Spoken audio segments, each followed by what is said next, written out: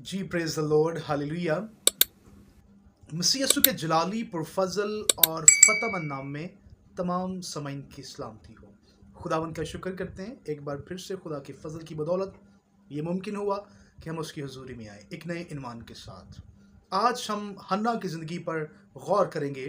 दुनिया के अंदर एक बड़ा मसला अरूज पर है और वो बेबी ब्लेसिंग।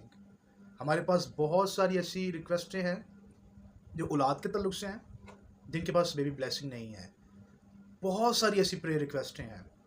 तो मैंने सोचा कि आज मैं इस पर एक वीडियो बनाऊं ताकि लोग ये जानें कि हमें औलाद की बरकत कैसे मिल सकती है। सबसे पहली बात तो ये है, बाइबल मुकद्दस में कुछ यूं रकम है, लेकिन औलाद खुदा की तरफ से मिरास है और पेट का फल खुदावंद ही की तरफ से अजर है। और मेरे अजीजों, जब तक आप औलाद के लिए खुदा के पास नहीं आते, आप औलाद की बरकत को नहीं पा सकते। आप दुनिया में जहां मर्जी घूम ले, आपको औलाद नहीं मिलेगी। औलाद की बरकत सिर्फ और सिर्फ खुदा के पास है। आए हम खुदा के कलाम की तरफ कदम बढ़ाते हैं। पहला सैमुअल उसका पहला बाब और उसकी 9वीं आयत मुबारका से लेकर 11वीं आयत मुबारका से मैं आज तलावत करूंगा।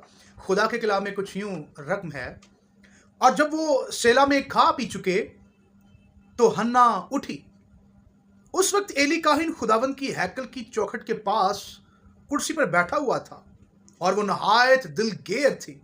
सो वो खुदावंद से दुआ करने और जार जार रोने लगी और उसने मन्नत मानी और कहा, ए रब्बुल फौज, अगर तू अपनी लौंडी की मुसीबत पर नजर करे और मुझे याद फरमाए और अपनी लौंडी को फरामोश ना करे और अपनी लौंडी को फर्जंदे नोरीना बख्शे, तो मैं उसे जिंदगी भर के लिए खुदावंद को नजर कर दूंगी और उस तरह उसके सर पर कभी न फिरेगा।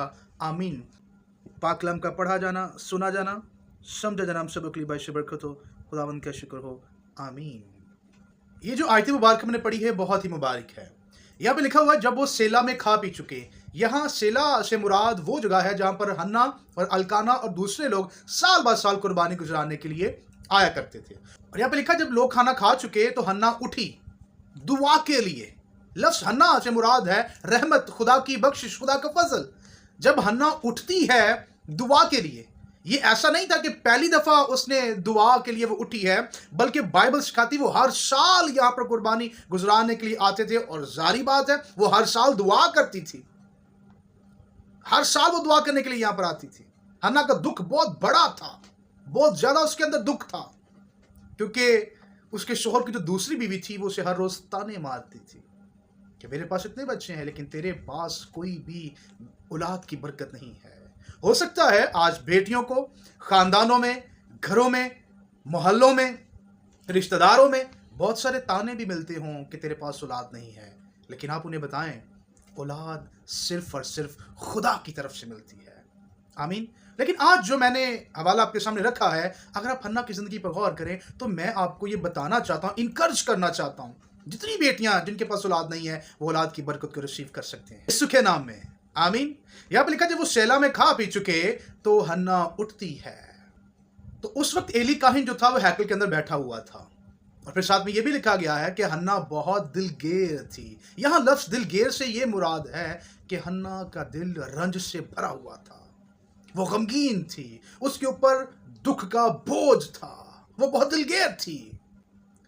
सो वो पिछले सालों की तरह इस दफा फिर खुदा के हुजूर दुआ करने और जार जार रोने लगी, क्योंकि उसका दुख उसके अंदर था, और जिसके अंदर दुख होगा वही आंसू के साथ दुआ करेगा।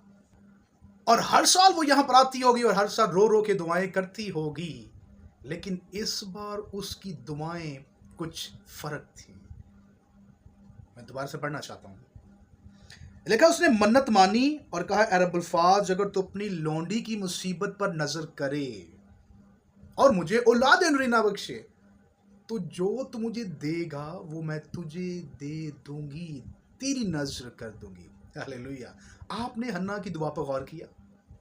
इस दुआ में खुदा के साथ एक वादा था। इस दुआ के अंदर जो खुदा के साथ प्रॉमिस था, उस प्रॉमिस के अंदर हन्ना का कोई भी फायदा नहीं होने वाला था।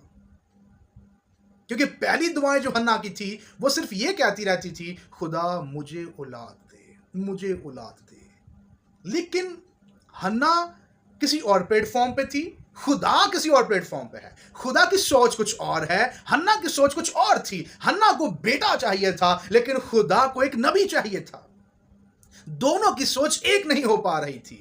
کئی دفعہ ہمارے بھی یہاں ایسا ہی ہے، مجھے فلاں چیز چاہیے.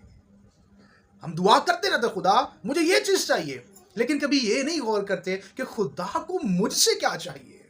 اپنی خواہشات، اپنی ڈیزائر ہم ہر روز دعا میں مانگتے رہتے، لیکن کبھی یہ نہیں سوچا کہ خدا کو مجھ سے کیا چاہیے.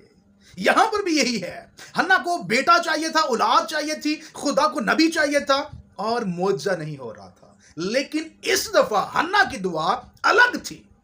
اس دفعہ حنا نے خدا کے ساتھ وعدہ کیا، اور وعدہ یہ کیا خدا اگر تو مجھے اولاد نورینہ بخشے گا، ہاللویا، تو میں ایک وعدہ کرتی ہوں، میں وہ تیری نظر کر دوں گی، اس کے سر پہ کوئی اس طرح نہیں پھرے گا. ہاللویا. اس سے مراد یہ ہے کہ اس کے اوپر میرا کوئی حق نہیں ہوگا، وہ صرف تیرا ہوگا. ہاللویا. اور اس بار جب حنا نے یہ دعا کی ہے تو پھر خدا نے سن لی ہے، کیونکہ خدا کو نبی چاہیے تھا، حنا کو بیٹا چاہیے تھا. یہ دونوں مل نہیں پا رہے تھے. لیکن جیسے ہی حنا نے کہا کہ جو مجھے خدا تو دے گا وہ میں تجھے دے دوں گی، خدا کو نبی مل جاتا ہے. ہاللویا. پریز گاڈ. خدا کی اور حنا کی سوچ ایک ہو جاتی ہے، اور ایک معجزہ ہوتا ہے، بڑا معجزہ ہوتا ہے. پھر اسے خدا بچوں والی بنا دیتا ہے. آمین. اپنی زندگی میں خدا کی مرضی کو جاننا بہت ضروری ہے. آپ بھی حنا کی طرح کہیں خداوند میری زندگی میں تیری کیا مرضی ہے.